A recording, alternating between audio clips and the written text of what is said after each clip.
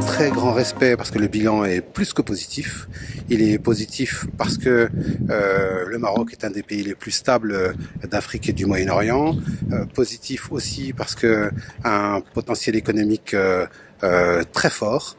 Aujourd'hui, le Maroc a une progression considérable dans le domaine de l'industrie aéronautique, dans le domaine du transport maritime, dans le domaine de l'agriculture et aussi dans le domaine du numérique. Donc un grand respect pour cette avancée côté économique.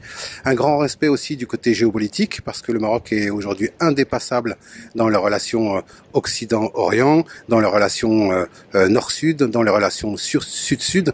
Donc aujourd'hui, quand on regarde ces 20 ans de règne, ça nous inspire un très grand respect en direction de Sa Majesté le Roi Mohammed VI.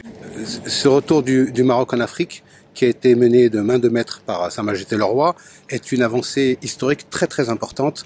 Aujourd'hui, le Maroc se positionne comme le hub africain, que ce soit par les voies navigables, aéroportuaires, etc., mais aussi comme partenaire économique stable en direction de cette Afrique.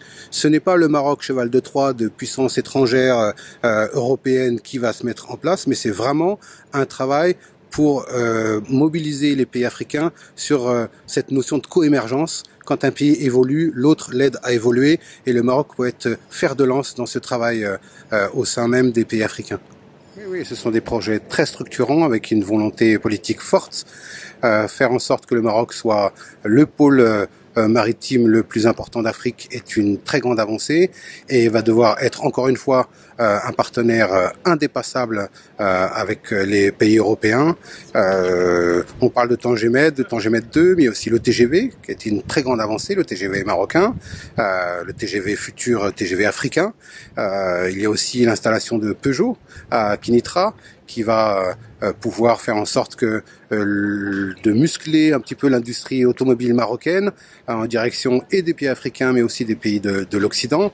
Donc toutes ces infrastructures qui ont été menées, pilotées ces 10 dernières années, ces 20 dernières années vont construire le Maroc de demain et puis une place encore une fois importante au sein de l'Afrique et un partenaire indépassable en direction des pays européens et en particulier de la France. La relation entre la France et le Maroc est ancestrale, elle dépasse même ces 20 dernières années, mais c'est vrai que sur le mandat court que je viens de mener depuis 2 ans, on a vu une place de relation avec le Maroc qui était beaucoup plus importante que par le passé, une implication très forte des parlementaires. En tant que président du groupe d'amitié France-Maroc, on a vu aussi de très nombreux députés vouloir s'impliquer dans cette coopération décentralisée dont on attend les résultats depuis très longtemps. Le Maroc est un pays ami, est un pays frère, est un pays dont la relation avec la France est très importante et qui va perdurer encore bien longtemps. Le groupe d'amitié France-Maroc est le plus important de l'Assemblée nationale.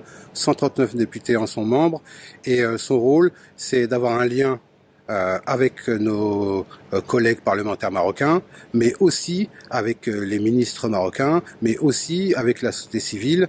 Notre travail consiste à nouer des liens avec nos homologues, mais aussi de faire du soft power, mais aussi de faire de la diplomatie parlementaire et faire avancer les forces d'un côté ou de l'autre de la Méditerranée.